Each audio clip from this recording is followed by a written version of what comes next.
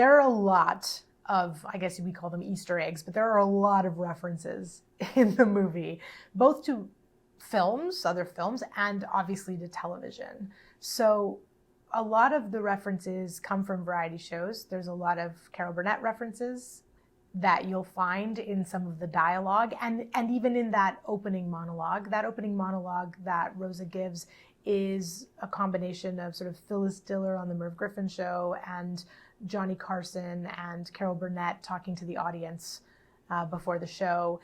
There were a lot of references from those moments in variety shows. The country song is a nod to Midnight Special and music shows from the 70s and 80s, and also a little bit of like Hee Haw, and a little bit of Porter Wagoner and Dolly Parton. And so that was a clear image in our head. All the commercials in the film have very specific references, references like Action Park or like Canada's Wonderland commercials from the 80s of like theme parks, which were a very big deal for us growing up. And, Molly McButter meets Weight Watchers. Like for a while there, I think it was like Lynn Redgrave was like the spokeswoman for Weight Watchers, and she would come in this dress and talk about the meal she wasn't eating or whatever it was, whatever horrible diet culture thing was being leveled at us and me as a 9-year-old. So those commercials were a big influence. As I was sort of pitching to David this commercial about a multi-level marketing company, because when I was a kid, they had all these companies and you would have all these parties with women where like they'd bring all these cosmetics or they'd bring all these products that have aloe vera in them and basically try and get you to join this multi-level marketing company, which now we're very familiar with. But back then it was like, it didn't seem as pervasive.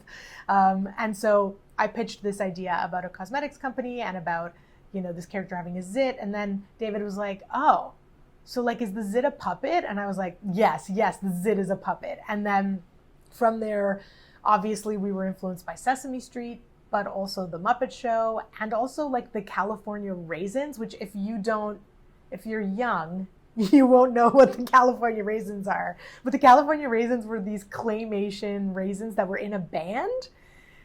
A lot of weird things happened in the 80s and 90s, and and I'm here to preserve them all in films. So that was a major influence. And then there's a commercial that references a more modern set of commercials, which are like ARP commercials with Tom Selleck trying to get you to buy a reverse mortgage, meets Dorf on Golf, which was a segment that Tim Conway used to do, meets like your basic like infomercial about, giving, if instead of buying a cup of latte a day, you could give some money to help, animals or orphans or dads. So we had a blast with the TV references. There's, dating game, very obvious references. There's also references to a lot of SNL sketches that we grew up watching, both from the 90s and into the 2000s. Basically, every sketch has a set of references. One of my favorite things that made it into the film is actually inspired by Norman Jewison, who's one of my favorite directors. Moonstruck is in my top 5 films of all time, and I've always been a big fan of his. I read his book, and I find him just such an inspiration as a filmmaker because he made so many different types of films, and they're all so interesting and excellent. So there's actually a couple of Norman Jewison references in the movie.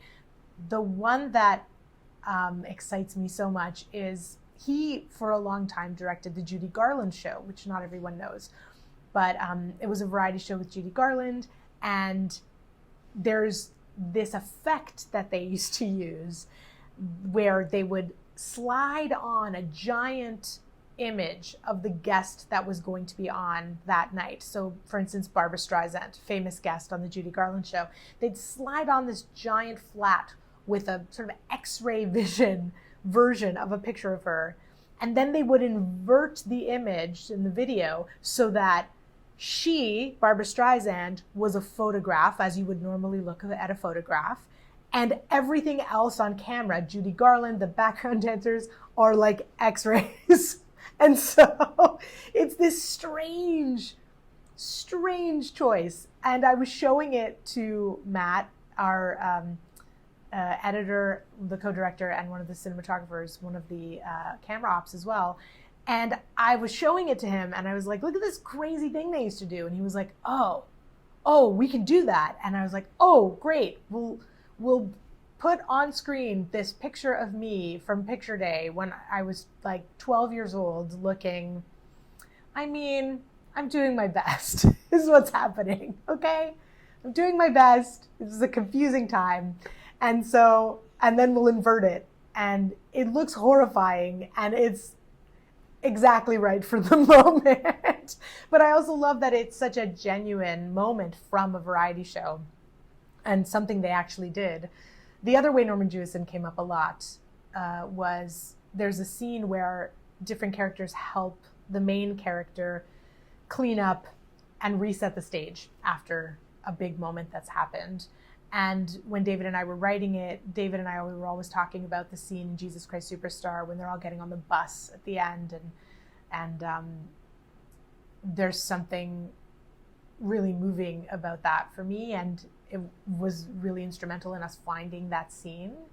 And so, yeah, Norman Jewison really affected this film. I mean, and then Moonstruck, forever and always.